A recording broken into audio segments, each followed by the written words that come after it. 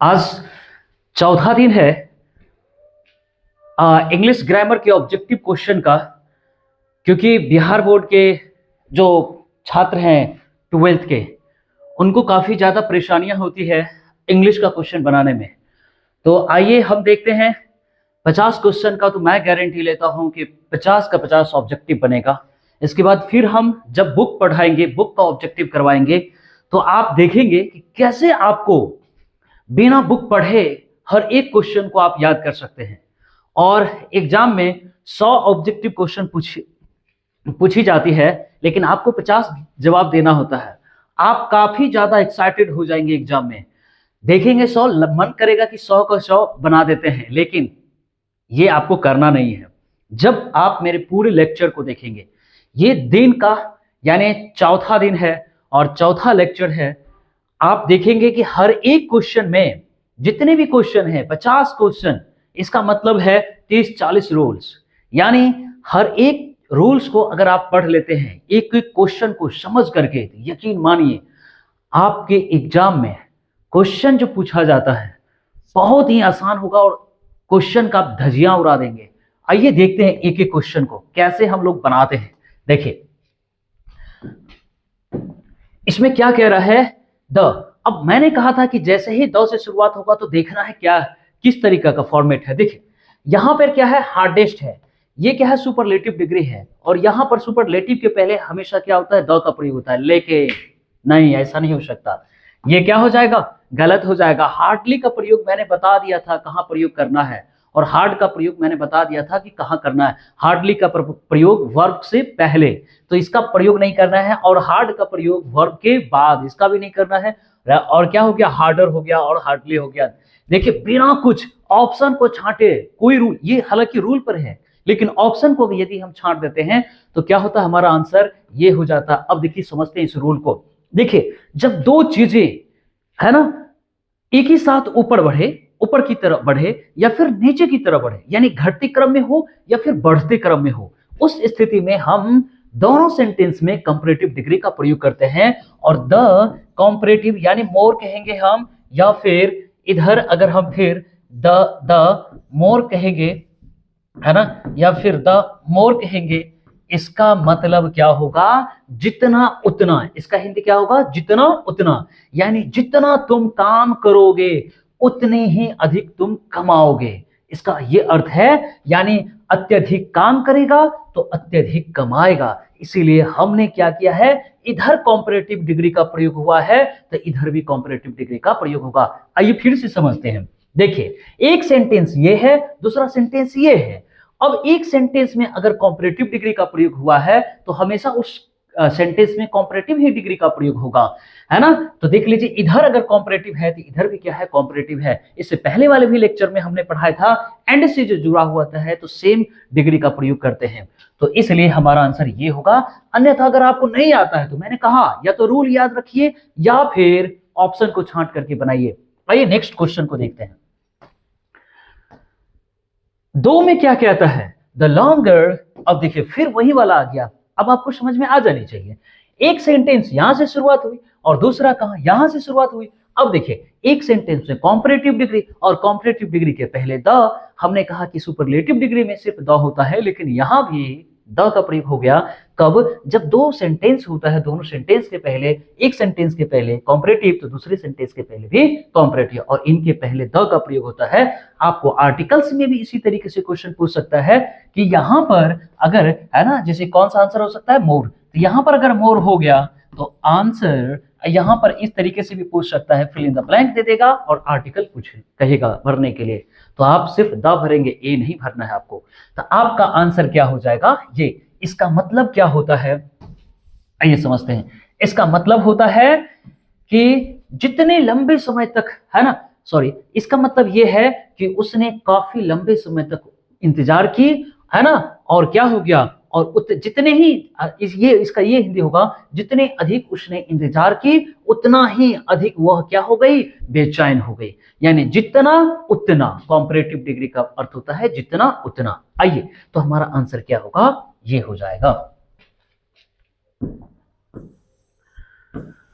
3 number. देखिए हाँ, आइए समझिए।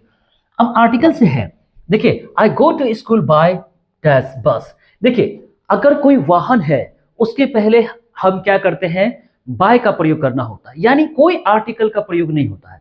यानी बाय के बाद कोई भी वाहन का प्रयोग होगा तो उस वाहन के पहले कोई भी आर्टिकल का प्रयोग नहीं होगा। देखिए यहां पर कोई आर्टिकल है क्या, नहीं है ना, तो इस है ना, तो यहां पर देख लीजिए, यानी बाय के बाद जो भी नाउन आएगा ये वाहन वाला, उसके पहले कभी भी आर्टिकल का प्रयोग नहीं हुआ। यहां पर बाय है, इसका मतलब क्या है कि इस वाहन के पहले आर्टिकल का प्रयोग नहीं करेंगे, तो हमारा आंसर ये होगा, सॉरी क्या होगा, ये 3 नंबर क्लियर। देखिए क्या कह रहा है कि the voices were heard from affair, है ना, ठीक है। अब देखिए क्या कह रहा है, हमें फिल इन द ब्लैंक से मतलब है। देख लीजिए फिल इन द ब्लैंक में क्या कह रहा है, देखिए वोमेन है, देखिए एक नाउन ये हो गया, अगर ये भी नाउन हो गया, दो नाउन को आप साथ में नहीं रख सकते हैं, इसीलिए क्या हो जाएगा, गलत हो जाएगा। आइए इसको हम देखते हैं, इसको अगर रखें तो देखिए वोमन होता है इस तरीके से, ये सिंगुलर होता है, इसका प्लूरल हम ऐसे नहीं बनाते हैं, ऐसे प्लूरल नहीं बनाते हैं, इसलिए गलत हो जाएगा। तो हमारा प्लूरल कैसे होता है, ये होता है।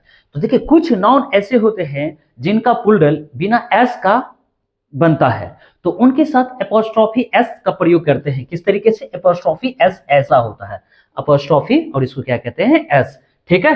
तो जब प्लूरल नाउन होता है तो है ना बिना एस वाला, तो उनके साथ में हम क्या करते हैं, एपोस्ट्रोफी एस का प्रयोग करते हैं, यानी पहले ये इसके बाद ये। यहां पर इस तरीके से प्रयोग किया गया है, ये गलत है। अब देखिए ये क्या है, ये भी हो सकता है हमारा आंसर, और ये भी हो सकता है, लेकिन आइए समझते हैं क्या कर रहा है, वॉइसेस, वॉइस क्या हो गया, एक से अधिक, यानी क्या कोई इंसान है जो एक से अधिक आवाज जो है उनका निकलता है। प्रायः क्या होता है ना कि कुछ ही इंसान जो है एक से अधिक आवाज निकालते हैं, है कि नहीं, लेकिन नॉर्मली तो इस तरीके से होता नहीं है, समझ गए। तो इसलिए हमारा आंसर ये नहीं होकर के क्या होगा, ये होगा, है ना, क्योंकि बहुत सारी आवाजें हैं, तो इसका मतलब क्या है कि बहुत सारी महिलाएं होंगी, उन सभी महिलाओं की आवाज इसमें होंगे। और वर्ब का भी क्या प्रयोग किया गया है, ये वर्ब का प्लूरल वर्ब का प्रयोग किया गया है, और इसमें वोमेन से नहीं सब्जेक्ट होगा, सब्जेक्ट वॉइस होगा। हमेशा एक ध्यान रखिएगा कि एपोस्ट्रोफी एस जिसमें लगा होगा वो कभी भी सब्जेक्ट की तरह काम नहीं करता है, वो एडजेक्टिव की तरह काम करता है। तो ये हमारा एडजेक्टिव होगा, आंसर होगा शी। आइए आगे बढ़ते हैं फिर 5 में। देखिए क्या कह रहा है, ये तो बहुत आसान लग रहा है, द है, आइए कह रहा है कि टेल, यानी एक पूंछ की बात हो रही है, यानी एक पूंछ मतलब एक कुत्ता। तो कह रहा है कि डॉग्स, हमारा आंसर सीधा ये हो जाएगा। ये नहीं हो सकता है क्योंकि जब हम नाउन में एस लगाते हैं तो वो प्लूरल हो जाता है, और जब उसका एपोस्ट्रोफी एस लगाना होता है तो एस नहीं लगाते थे, सिर्फ एपोस्ट्रोफी लगाते थे। ये भी सही है, ये तब सही होता जब इसमें एस लगाते और यहां पर फिर आर लिखते, तब ये सही होता। अभी तो सही नहीं हो सकता, अभी ये सिंगुलर है। एक कुत्ते का एपोस्ट्रोफी एस का मतलब क्या हो गया, काके की, इस तरीके से होता था, कुत्ते का पुछ, है ना, ठीक है, इस क्या है, वैगिंग, हिल रहा है, ठीक है, इस तरीके से। तो आंसर हमारा क्या होगा, ये तो वैसे भी गलत है, ये बहुत सारे कुत्ते हैं, तो बहुत सारे कुत्ते का एक पूंछ कैसे हो सकता है, इसीलिए ये क्या होगा, ये भी नहीं होगा। हमारा आंसर क्या होगा, 5 का ए। आइए 6 नंबर देखिए क्या कह रहा है। ये क्वेश्चन, इस तरह के क्वेश्चन पहले भी बता चुका हूं मैं। जब भी कंपाउंड नाउन होगा तो अंत वाले शब्द जो होंगे उसमें एपोस्ट्रोफी एस का प्रयोग करेंगे। तो अंत वाला जो शब्द है उसमें एपोस्ट्रोफी एस, लेकिन इसी का प्लूरल अगर बनाना हो तो जो मेन नाउन होता है ना उसमें है ना एस लगा करके प्लूरल बनाते हैं, ठीक है। तो यहाँ पर एपोस्ट्रोफी का खेला है। क्यों एपोस्ट्रोफी का खेला है, एपोस्ट्रोफी एस का खेला है, क्योंकि देखिए एक है ना ये नाउन है, तो नाउन से पहले एडजेक्टिव के रूप में होना चाहिए। अब अभी मैंने क्या कहा था, एपोस्ट्रोफी एस वाला जो होता है वो एडजेक्टिव होता है, ये हमारा एडजेक्टिव होगा। आंसर हमारा क्या होगा, ये नहीं होगा, ठीक है। चलिए ये भी नहीं होगा, ये नहीं होगा, ठीक है कि नहीं। ये फिर क्या होगा, बहुत सारे, यहाँ पे क्या है, सिस्टर इन लॉज, समझ रहे हैं कि एक से अधिक की बात हो रही है। फिर यहाँ पे अगर प्लूरल होता तब ये कर सकते थे। 6 नंबर का हो गया। आइए 7 नंबर में देखिए, इफ आई हार्ड। देखिए ये क्या कह रहा है, समझिए, इसको एक ट्रिक भी मैं बताऊंगा, हालांकि वो ठीक नहीं है, ये चीज समझना जिस तरीके से अभी मैं कुछ देर समझाने वाला हूं, पहले ये समझना है। देखिए ये क्या होता है, थर्ड कंडीशनल होता है। समझिए ये ऐसी कल्पना होती है कि नहीं, कि जो कभी कभी पास्ट में पूरा ही नहीं हुआ है और ये कल्पना करता है और इसका परिणाम ऐसा परिणाम होता है जो काल्पनिक होता है, जो संभव नहीं है, जो कभी पूरा हुआ ही नहीं है। इस तरह के परिणाम को यहाँ पर, तो देखिए इधर आपको ये समझना है, इधर एक वर्ब, दो वर्ब, तीन वर्ब, अगर तीन वर्ब हो गया तो इधर कम से कम दो वर्ब लगाना है। ये कॉन्सेप्ट जो है आपके एग्जाम में चल सकता है ना, आगे जब पढ़ेंगे तो थोड़ी सी मुश्किलें आ सकती है, लेकिन 12वीं वालों के लिए ये ठीक है। समझ गए कि नहीं? तो देखिए इधर अगर तीन वर्ब हो गया तो इधर दो वाला वर्ब देख लीजिए। ये पास्ट में है, वुड क्या होता है, पास्ट होता है, तो इधर पास्ट वाला लेके जाएंगे, ये तो प्रेजेंट हो गया, तो हमारा आंसर सीधा का सीधा ये हो जाएगा 1 2 3। तो इधर कितना होना चाहिए, 2 होना चाहिए। ठीक है, इस तरह के क्वेश्चन पिछली शीट में भी है ना, डे 3 में भी मैंने कराया है। आंसर क्या हो जाएगा, सी। आइए ये क्या है, कह रहे कि इफ यू हीट आइस, यदि आप बर्फ को गर्म करते हैं तो ये किस में बदल जाता है, पानी में बदल जाता है। तो मैंने एक बात कहा था, ये जीरो कंडीशनल में आता है। ये सब बातें आपको ये याद नहीं रखना है कि जीरो कंडीशनल, फर्स्ट कंडीशनल, नहीं, समझिए। देखिए ऐसा काम जिसको करेंगे ना तो 100% दूसरा काम होगा ही। समझ गए? अब देखिए पानी, बर्फ को गर्म करेंगे तो आप उसको रोक नहीं सकते, वो पानी बन ही जाएगा। इस स्थिति का जब कंडीशन रहेगा तो दोनों तरफ प्रेजेंट इंडेफिनिट का ही प्रयोग करेंगे, यानी V1 या V5 का प्रयोग करेंगे। सब्जेक्ट के अनुसार V1 या V5 का प्रयोग करते हैं। तो इधर क्या है, प्रेजेंट इंडेफिनिट, तो इधर भी हमको प्रेजेंट इंडेफिनिट ही देना पड़ेगा। वो इसलिए मैंने कहा था इफ से जो सेंटेंस शुरुआत होता है उसमें शैल विल का प्रयोग नहीं करते हैं, बाद वाले सेंटेंस में शैल विल का प्रयोग करते हैं।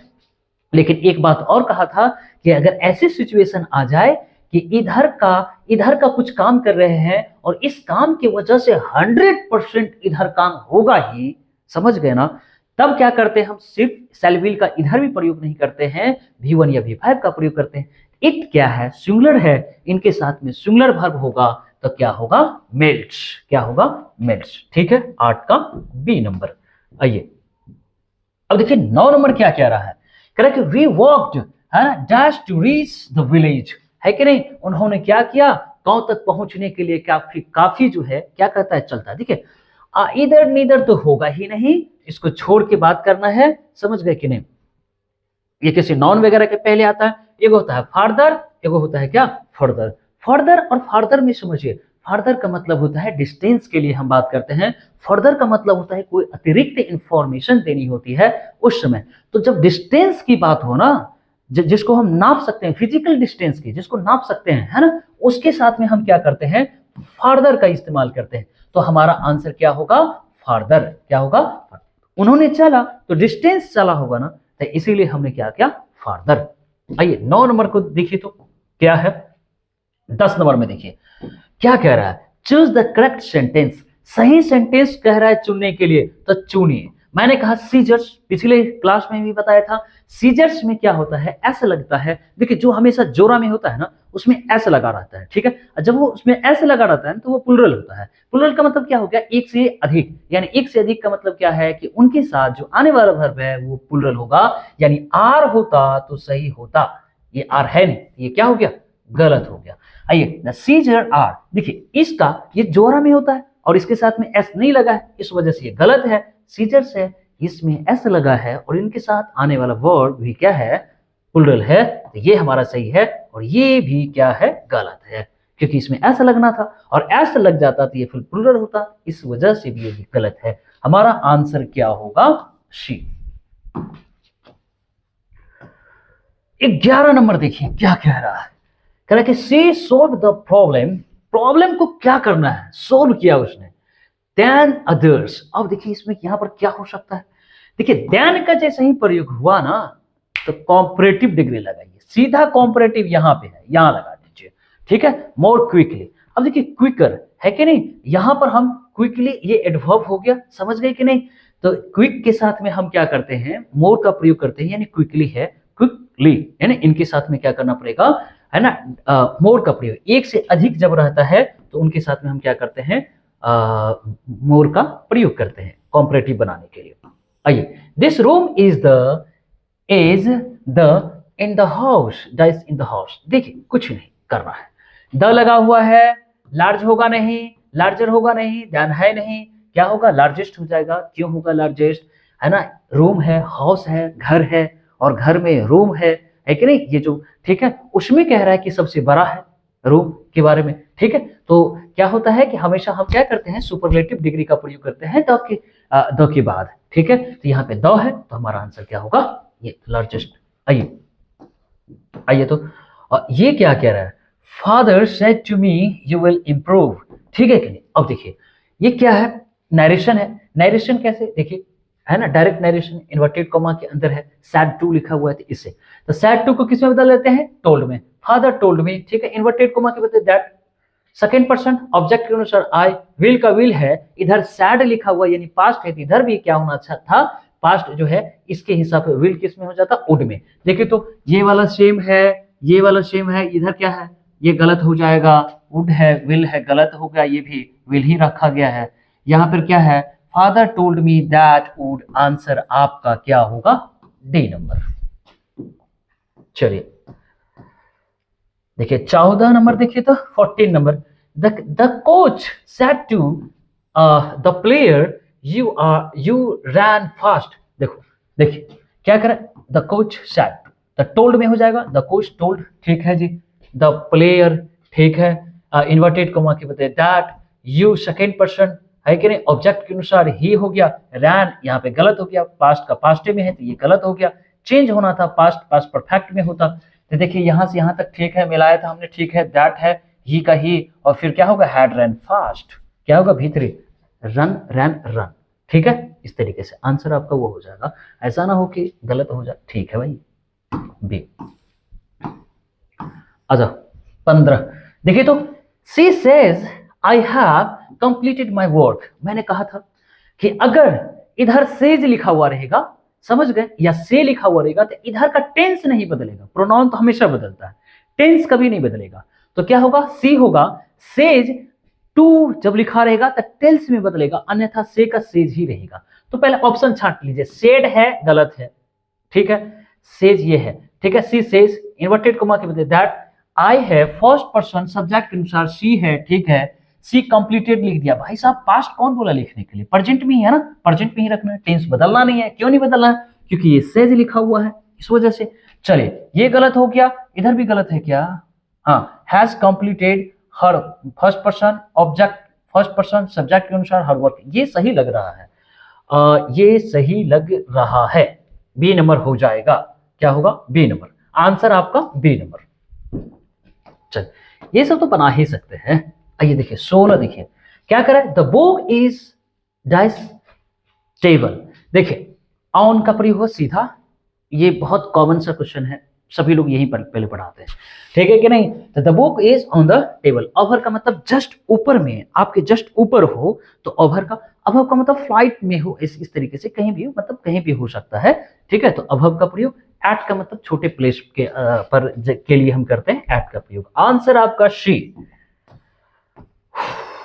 देखिए the cat jumped the table. अब देखिए ऑन हो सकता है क्या, आपका दिमाग तो काम कर रहा होगा कि ऑन ही लगाते, लेकिन गलत, ठीक है, एट का तो प्रयोग होगा ही नहीं, फ्रॉम का प्रयोग तो होगा ही नहीं। अब समझिए देखिए कैसे, ऑन का प्रयोग ना हम तब करते हैं जब पहले से कोई चीजें स्थिर अवस्था में रखी हुई हो, तो ऑन का प्रयोग करेंगे।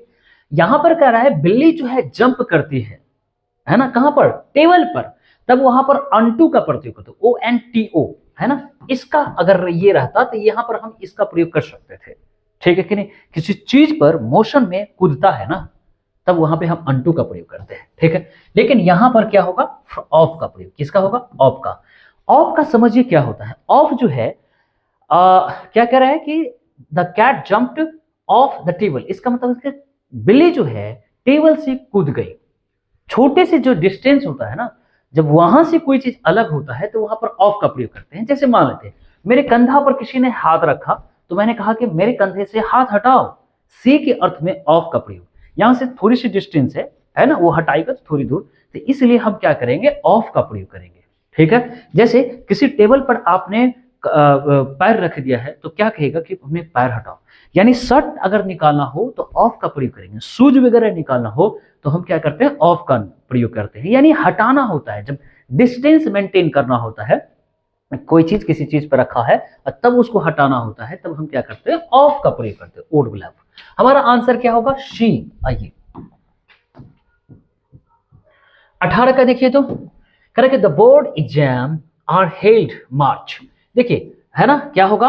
अब देखिए महीना है, ईयर है, ठीक है, इन सभी के नाम के पहले हम क्या करते हैं? इन का प्रयोग करते हैं, तो इन मार्च होगा। आंसर क्या होगा? इन। एट के बारे में बता दिया, बाय के बारे में बता दूंगा आगे। आइए करें क्या?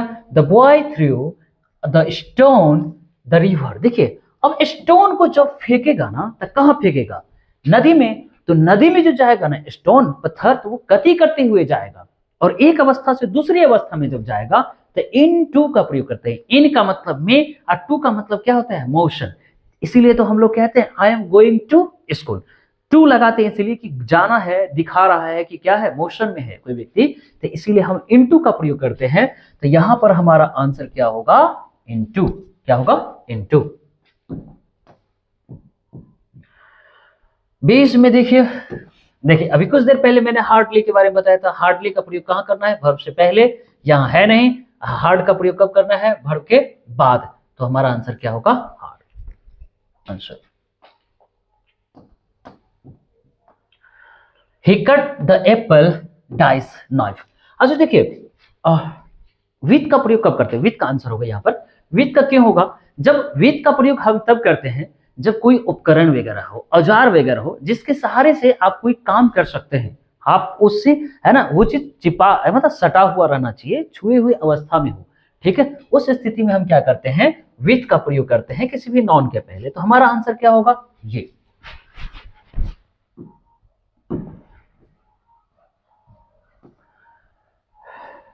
इसका बताइए।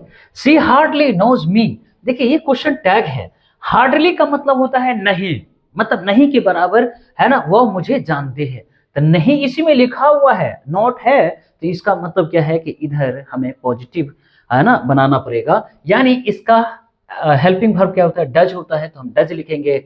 और सब्जेक्ट है तो सी, और ये क्या है? साइन ऑफ इंट्रोगेशन यहाँ पे लगा हुआ है। हमारा आंसर ये हो जाएगा। बहुत सारे बच्चे ये सोच रहे होंगे कि बी होता, लेकिन नहीं, ये पहले से नोट बता रहा है, इसमें पहले से नेगेटिव अर्थ छुपा हुआ है। तो इसीलिए जब नेगेटिव अर्थ छुपा हुआ रहेगा ना, तो इधर पॉजिटिव डाला है ना। आंसर हमारा क्या होगा? A number. देखिए ही इंट्रोड्यूस्ड मी, आपको याद रखना पड़ेगा। इंट्रोड्यूस के साथ में टू लगता है, बस याद रखना है, इसमें कुछ समझना नहीं। इंट्रोड्यूस के साथ में टू। देखिए the girl dash bag was stolen went to the police. इसमें क्या कह रहा है कि द गर्ल, ठीक है, बैग। देखिए ये नाउन है हमारा, हु आएगा, चलिए ठीक है।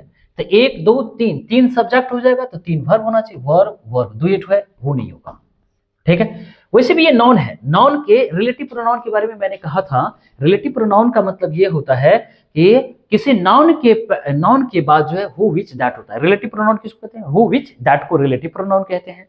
और इंसानों के लिए हु का प्रयोग करते हैं, जानवरों के लिए विच का प्रयोग करते हैं, और जानवर इंसान सभी के लिए दैट का प्रयोग करते हैं। यहाँ पर दैट का है नहीं, ठीक है। तो हमारा आंसर ये नहीं होगा, हु नहीं होगा। क्यों नहीं होगा? क्योंकि अगर हु होता तो इसके बाद वर्ब आता, वर्ब है नहीं, नाउन है। इसका मतलब क्या है कि यहाँ पर देखिए ये बैग है, बैग है, तो कितनी बैग है पता नहीं है। यानी इसका मतलब क्या है कि इसके पहले कोई ना कोई डिटर्मिनर होना चाहिए। यानी कि डिटर्मिनर नहीं समझ पा रहे हैं तो समझिए आर्टिकल होनी चाहिए, ए एन का प्रयोग होनी चाहिए, वहां नहीं है। इसका मतलब क्या है कि बैग के पहले, नाउन के पहले हर हाल में या तो आर्टिकल प्रयोग कीजिए या एडजेक्टिव यूज कीजिए। तो एडजेक्टिव का फॉर्म कौन सा है? हुज का। तो हमारा आंसर क्या होगा? है ना, द गर्ल हुज बैग, जिसकी बैग क्या हो गई? चोरी कर ली गई। वॉज स्टोलन, ये पास, ये पैसिव है, ठीक है। तो हमारा आंसर क्या हो जाएगा? सी। देखिए है ना, ऑर्डर ऑफ प्रोनाउन है कि प्रोनाउन को आप कैसे सजाते हैं। तो पहले हम क्या है ना, 2 3 1 में आता है। क्या लिखते हैं? 2 3, 2 3 1, यानी सेकेंड पर्सन, थर्ड पर्सन और फर्स्ट पर्सन। इसमें क्या होता है? फर्स्ट पर्सन, सेकेंड पर्सन और थर्ड पर्सन। यानी कोई अगर हम कन्फेस करते हैं, गलत चीजों को स्वीकारते हैं, ठीक है, उस स्थिति में फर्स्ट पर्सन का प्रयोग होता है। इसके बाद सेकंड पर्सन और थर्ड पर्सन। फर्स्ट पर्सन आपको समझ में आना चाहिए I, second person you, third person he she it they, या कोई व्यक्ति है ना, थर्ड पर्सन होता है। तो यहाँ पर देखिए कौन सा, ये सेकंड पर्सन है, थर्ड पर्सन नहीं है तो कोई दिक्कत नहीं है। अब कौन सा देना है? फर्स्ट पर्सन देना है। तो हमारा आंसर क्या होगा? आई। क्या होगा? आई। ठीक है, तो ए नंबर हो गया आंसर। करे क्या, सी नेवर कंप्लेन्स, फिर क्वेश्चन टैग आ गया। देखिए फिर नेवर का मतलब कभी नहीं, ठीक है। अब इसी में नकारात्मक है तो इधर आपको पॉजिटिव यूज करना है। हमारा आंसर क्या होगा, ए नंबर। ये क्वेश्चन टैग था। वी रिस्पेक्टेड, क्या है, we we respected our teachers. अब ये भी क्वेश्चन टैग है। देखिए ये V2 है, यानी पास्ट में है। किसमें है, पास्ट में है। क्या हो गया भाई साहब,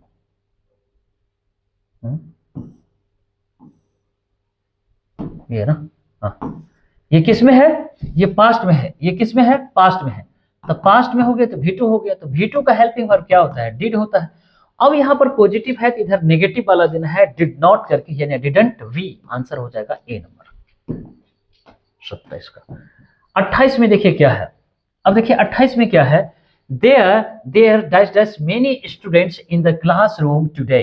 ठीक है, अब देखिए हमने कहा था कि देयर से सेंटेंस शुरुआत, देयर से शुरुआत होने वाले सेंटेंस जो है में कभी भी देयर सब्जेक्ट नहीं होता है। यानी देयर के बाद जो नाउन आएगा ना, वही क्या होगा, हमारा सब्जेक्ट होगा। तो ये क्या होगा, हमारा सब्जेक्ट होगा। और कैसा है सब्जेक्ट, प्लुरल है। तो प्लुरल है तो इनके साथ में वर्ब कौन सा होगा, आर। ठीक है, बहुत ज्यादा समझने की जरूरत नहीं है, ये सब कई बार आ चुका है। फिर देखिए अ नंबर ऑफ टीचर्स है, देयर आर। मैंने कहा था देयर वाले सेंटेंस में देयर कभी भी सब्जेक्ट नहीं होगा। अ नंबर ऑफ, इसके बारे में मैंने बताया था। अ नंबर ऑफ टीचर्स जो है, तो ये कभी भी अ नंबर ऑफ का मतलब होता है बहुत, अत्यधिक होता है। और ये सब्जेक्ट नहीं होता है। सब्जेक्ट क्या होगा, टीचर्स होगा। यानी बहुत ज्यादा शिक्षक है कि नहीं, काफी ज्यादा शिक्षक, अनेक शिक्षक है कि नहीं इस सेमिनार हॉल में हैं। तो इन ये भी क्या हो गया, प्लुरल हो गया। तो इनके साथ में हम क्या करेंगे, बी। आइए इसको देखिए क्या करे, द बोर्ड। अब समझने वाली बात है कि है ना, ये वाला नाउन देखिए, इनके लिए वर्ब का प्रयोग करना है। आप तो देखते ही खुश हो जाते होंगे, लगता होगा कि आपको कि इसमें सिंगुलर वर्ब रख देते हैं। ठीक है भाई, रख दीजिए। तो सिंगुलर वर्ब क्या होगा ये, क्योंकि इसका प्लुरल नहीं है। अच्छा, इस आधार पर आप मत बनाइए, नहीं तो फिर गलती हो जाएगा कि इसका सिंगुलर है तो इज लगा देंगे, अब प्लुरल एस लगेगा तब नहीं। ऐसे वर्ब का कुछ ऐसे नाउन होते हैं जिसका प्लुरल कभी भी नहीं बनता है, ध्यान रखना है। अब देखिए ये नाउन है तो इनके लिए कोई प्रोनाउन का प्रयोग होगा। अब यहां पर हम देख रहे हैं क्या, इटसेल्फ है। तो इटसेल्फ किसके लिए है, बोर्ड के लिए है। बोर्ड को यानी क्या, इट का प्रयोग हम कब करते हैं, सिंगुलर के लिए प्रयोग करते हैं, सिंगुलर नाउन के लिए प्रयोग करते हैं। ठीक है, तो यहाँ पर इसका मतलब बोर्ड क्या है, सिंगुलर है, क्योंकि इट का प्रयोग किया गया है, यानी इटसेल्फ का प्रयोग किया गया है। इसीलिए हम क्या करेंगे, बी आंसर रखेंगे। आइए आगे देखते हैं। The condition of the road है कि नहीं, dash poor after the rain. ठीक है, अब क्या कह रहा है कि कह रहा है क्या है ना, जो रोड का जो कंडीशन है, एक चीज समझिए, प्रेपोजिशन के बाद आने वाला नाउन कभी भी सब्जेक्ट नहीं होता है। तो ये सब्जेक्ट नहीं होगा, रोड से सब्जेक्ट नहीं है।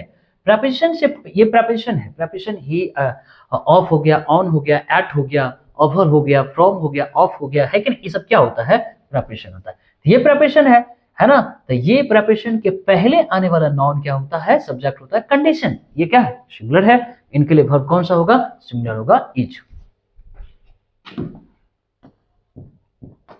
देखिए फिर आ गया the voice of the singers. अब सिंगर्स की आवाज, कितने सिंगर, बहुत सारे सिंगर, इसीलिए बहुत सारे वॉइस। अच्छा, वॉइस से संबंधित बहुत सारे 2-3 क्वेश्चन हमने लगता है ऊपर किया है।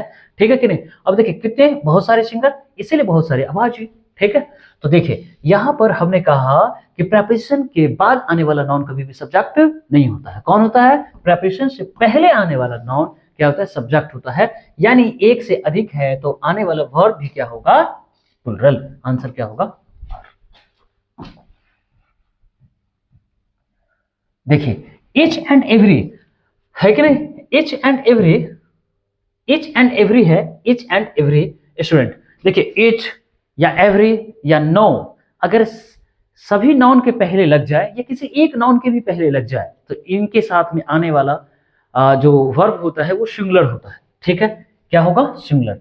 तो क्या करें, सबमिटेड द होमवर्क, तो इसके साथ में क्या होगा, हैज होगा। क्यों, इच या एवरी, है कि नहीं? अगर किसी भी नाउन के पहले लग जाता है तो क्या होता है, उनके साथ आने वाला वर्ब क्या होता है, सिमिलर होता है। बस देखिए, the boy as well as his parents.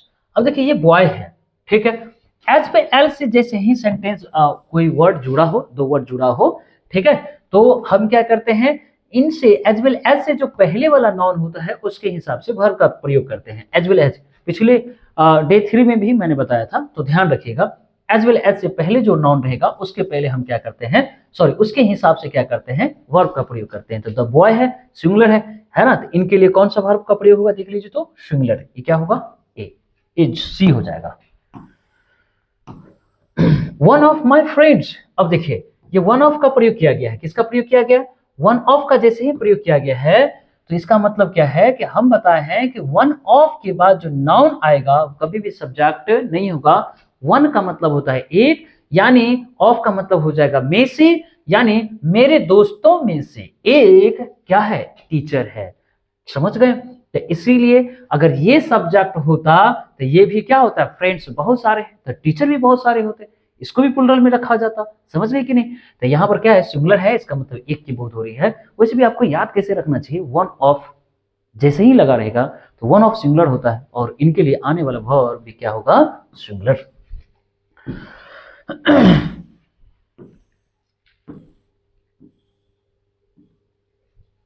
आइए देखें तो, करें कि आई हैव बीन फीलिंग, है ना, टायर्ड, है ना, 2 days, क्या करेंगे, 4, ये तो रटा रटा है भाई, है ना, जिसके साथ में, है ना, प्लुरल टाइम रहेगा तो हम क्या करेंगे, 4। अगर सिंगुलर टाइम रहेगा, यानी कि जिसका प्लुरल नहीं बनाते हैं उनके पहले सिंस, और जिसका प्लुरल बना सकते हैं, है ना, या फिर बना हुआ है, उनके साथ में क्या होगा, 4।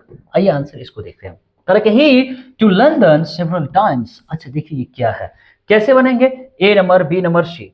देखिए इज तो होगा नहीं, ऑप्शन छाड़ दीजिए, ठीक है। सेवरल टाइम, देखिए ये क्या हो गया, वेंट हो गया, है ना, पास्ट वाला कोई टाइम टेबल लगा रहा था, टाइम रहता तो फिर हम इसको प्रयोग करते, तो ये दोनों तो छट गया। इज के बाद क्या होता है, बिफोर होता है, यहाँ पर भी3 है, इसलिए गलत है। आइए अब ही के साथ में हैज होता है, गॉन का, अच्छा देखिए यहाँ पर बीन का प्रयोग किया गया। अब समझिए इस दोनों का मतलब क्या होता है, इस दोनों का मतलब होता है, हैज गॉन का मतलब यानी क्या, हैज के बाद भी3 आ जाए, गॉन आ जाए, इसका मतलब क्या है कि वो गया है और आया नहीं है, अभी वही है, ठीक है। और बीन का भी मतलब क्या है, वो गया है लेकिन वापस आ गया है और वो आपके साथ में है। जैसे कि मैं कहता हूं यार मैं 3 बार ना दिल्ली जा चुका हूं, इसका मतलब क्या है कि मैं आपके साथ हूं और ये कह रहा हूं कि मैं 3 बार जा चुका हूं, आप ही के साथ हूं, मैं जा करके आ गया हूं और अभी तुम्हारे साथ नहीं हूं, ऐसा स्थिति का बोध हो तब हम क्या करते हैं, बीन का प्रयोग करते हैं। लेकिन जब मैं कहता हूं कि यार मैं दिल्ली जा चुका हूं, यानी मैं तुम्हारे पास अभी नहीं हूं और ये दर्शाना चाह रहा हूं कि मैं अभी दिल्ली में हूं और मैं तुमको फोन करके कह रहा हूं कि मैं दिल्ली में पहुंच चुका हूं या जा चुका हूं, इस स्थिति में हम क्या करते हैं, गॉन। यानी कि मैं मार्केट चला आया हूं या मैं मार्केट जा चुका हूं, है ना, तब अगर आप मार्केट में ही हैं और कोई और दूसरी जगह है तो फिर हम क्या करेंगे, गॉन का प्रयोग करेंगे। ऐसी स्थिति अगर रहे कि आप कई बार जा चुके हैं, उनको बता रहे हैं, इंफॉर्मेशन दे रहे हैं कि हम कई बार जा चुके हैं और वो उन्हीं के साथ में है, तो उस स्थिति में बीन का। और जब ऐसा लगे कि नहीं भाई वो कई मतलब वो गया ही है, समझ गए कि नहीं, और अभी भी वहीं पर है, उस स्थिति में हम गॉन का प्रयोग करते हैं। तो आप कहिएगा कि कैसे इसमें पता करें, तो आइए देखते हैं। Correct, he dash to London several time.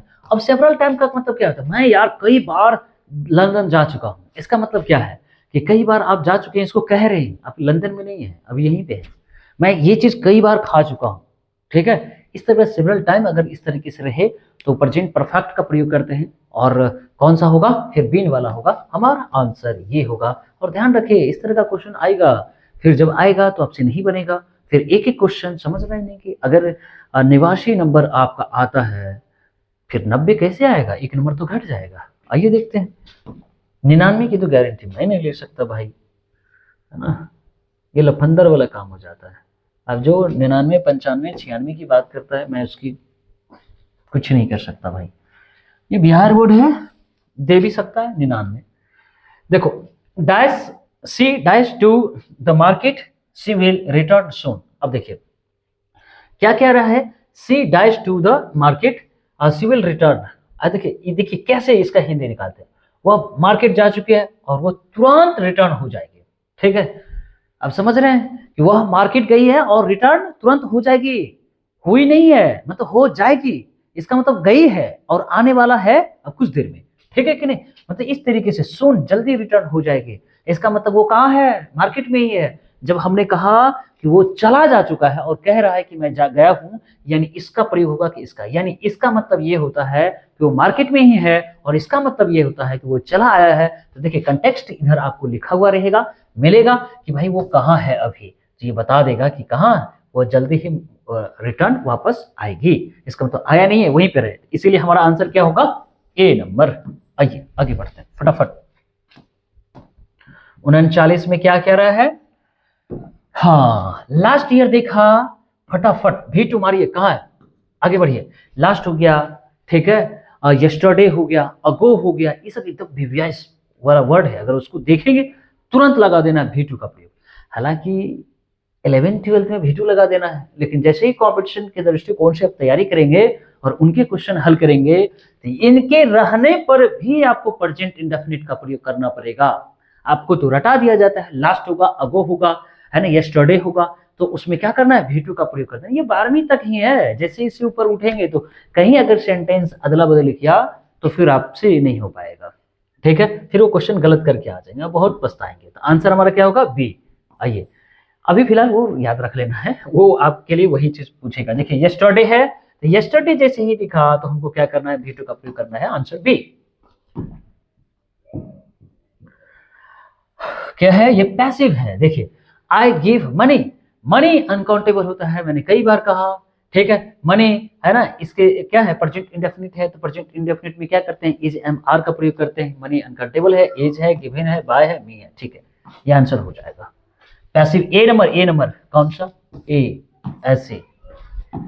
चलिए ये देखिए क्या कर रहा है, she has not married him yet. अब देखिए कुछ ऐसे पैसिव सेंटेंस होते हैं जिसमें जो है वर्ब के बाद जो है खास प्रेपोजिशन का प्रयोग करते हैं। तो मैरी के साथ में क्या होता है, टू होता है। तो देख लीजिए हम कौन सा प्रयोग करेंगे, ही का प्रयोग है, तो ही का हम यहाँ पर प्रयोग करना है, ही हैज नॉट बीन, है ना, married to her yet. Answer आपका कौन सा होगा, बी नंबर। चलिए 43 में क्या है, बाय बस। अच्छा एक याद है, आप एक और क्वेश्चन था इसमें फिल इन द ब्लैंक भरना था। बाय के बाद अगर कोई यातायात वाला यानी सवारी आ जाए, लेकिन वाहन का नाम आ जाए, ठीक है, तो इनके बीच में आर्टिकल्स नहीं होता है। देखिए यहाँ पर भी है, आर्टिकल्स नहीं है, ठीक है। तो देखिए ठीक है, आइए इससे तो कोई मतलब नहीं है। ये कह रहे क्या, ट्रैवलिंग। अच्छा ये कौन सा है, ये वाला मैंने बताया था, यूज्ड टू रहेगा, क्या रहेगा, यूज्ड टू रहेगा। तो अगर ये इज नहीं रहेगा तो इसके बाद हमेशा V1 का प्रयोग होगा, किसका प्रयोग होगा, V1 का। अगर एम इज आर रहेगा यानी इसके बाद V4 का, यानी इसमें समझिए इज यूज्ड टू लिखा रहेगा तो प्लस V4, और सिर्फ यूज्ड टू लिखा हुआ रहेगा तो क्या होगा, V1। ये चीज समझ जाइए आप। अगर इससे पहले am is are was were लिखा रहेगा तो टू के बाद हमेशा V4 होगा, और इसके पहले यानी यूज टू के पहले is am are was were नहीं रहेगा तो इनके पहले इसके बाद क्या होगा, V1 होगा। तो देखिए तो अगर हम ये वाला रखते हैं तो यानी V4 आया है, तो V4 आया है तो हमको ये वाला रखना पड़ेगा, यानी यूज टू से पहले इज एम आर का प्रयोग होगा, तो है ना, टू के बाद V4 होगा, ठीक है, यानी ING वाला शब्द होगा। अगर ये V1 रहेगा तो फिर हमारा ये आंसर होगा, लेकिन ये तो V4 है, तो हमारा आंसर क्या होगा, ये। आइए 44 में देखिए फिर क्या होगा, फिर देखिए ये इंट्रोगेटिव है। देखिए टू के बाद V4 का प्रयोग हुआ, यानी यूज टू के बाद V4 का प्रयोग हुआ। इसका मतलब क्या है कि यहाँ पर हम क्या होना चाहिए, है ना, वर्ब होना चाहिए इसमें से, तो हमारा क्या होगा, आर, देखिए अनुसार are. One who depends on and believes in fate. देखिए इन फैट है, ठीक है। देखिए होता है क्या है, ये कौन सा है, वन वर्ड सब्स्टिट्यूशन है। मतलब इतना जो लिखा गया है ना, इसी बात को एक शब्द में कैसे कहेंगे, ठीक है। तो इनको कहते हैं फैटलिस्ट। यानी फैटलिस्ट का मतलब क्या होता है कि भाई साहब वैसा व्यक्ति जो दूसरों पर निर्भर होता है और अपने भाग पर विश्वास करता है, ठीक है कि नहीं, वो उसे हम क्या कहते हैं, फैटलिस्ट कहते हैं। एक एक नंबर का क्वेश्चन पूछता है, करे क्या, choose the odd number, odd मतलब भिन्न नंबर है ना, भिन्न वन कह रहे हैं, सॉरी, अलग तरह का चुनने के लिए करा है। एप्पल, बनाना, ऑरेंज और क्या होगा, ब्रिंजल। हमारा आंसर क्या होगा, ब्रिंजल। 46 देखिए, कह रहा है कि choose the correctly spelled word. अब सही कह रहा है, यूरोपियन क्या हो सकता है, यूरोपियन में EUROPEAN, यूरोपियन। आंसर हमारा शी। आपको याद रखना पड़ेगा ये सब। चलिए, कह रहा है कि एट द 11th आवर, ये क्या है, इडियम्स है। और इडियम्स का मतलब क्या होता है कि उसका जो मीनिंग है वही मीनिंग वाला आपको है ना ये ऑप्शन में ढूंढना है। तो क्या है, कह रहा है कि एट द 11th आवर, 9 से 11 हो जाना मतलब भाग जाना फास्ट में, ठीक है कि नहीं। तो एट द वेरी फास्ट क्या होगा, एट द वेरी फास्ट। हमारा आंसर बी नंबर होगा। देखिए, कह रहा है कि द एंटोनिम ऑफ है ना एशे, सॉरी इजी है क्या, इजी है क्या, हाँ क्या है, इजी है ना। द एंटोनिम यानी इजी का उल्टा पूछ रहा है, तो उल्टा क्या होगा बताइए, डिफिकल्ट क्या होगा, आंसर डिफिकल्ट, ठीक है। 50 में देख लीजिए, the synonym of kind, kind का मतलब दयालु, तो मर्सीफुल का भी मतलब क्या होता है, दयालु। आपका आंसर ये हो गया कंप्लीट। विद्यार्थियों, मैं आपके लिए ही ये सब लेक्चर बना रहा हूं ताकि आप अपना नाम रोशन कर पाए, अपने माता पिता का नाम रोशन कर पाए, और जहां भी आप अपने शिक्षक से पढ़ा है उनका नाम रोशन कर पाए, क्योंकि उन्होंने आपके लिए साल भर मेहनत किया है। और मेरी थोड़ी सी मदद से आप अपने नंबर को और भी बढ़ा सकते हैं, तो आपको जरूर बढ़ानी चाहिए। और ये हमें सामूहिक तौर पे करना पड़ेगा। सभी दोस्तों तक, जितने भी दोस्त को जानते हैं आप सभी दोस्तों को भेजिए, यदि आपको फायदा होता है तो। बस मेरी आप इतनी से हेल्प कर सकते हैं। अब इंग्लिश से संबंधित, क्योंकि आप 12वीं पास कर जाएंगे, तो मैं आपको और भी बहुत कुछ सिखाने वाला हूँ। जनरल कॉम्पिटिशन का भी मैं इंग्लिश पढ़ाता हूँ, तो उसी से संबंधित जो है, अगर ये चीज़ आप कर लेंगे तो यही लैंग्वेज, यही टोन और यही रूल आपको कॉम्पिटिशन में काम देगा, जिसकी वजह से अगर अभी आप देख लेते हैं तो कॉम्पिटिशन बहुत आसान हो जाएगा आपके लिए। थैंक यू, आज भर के लिए धन्यवाद।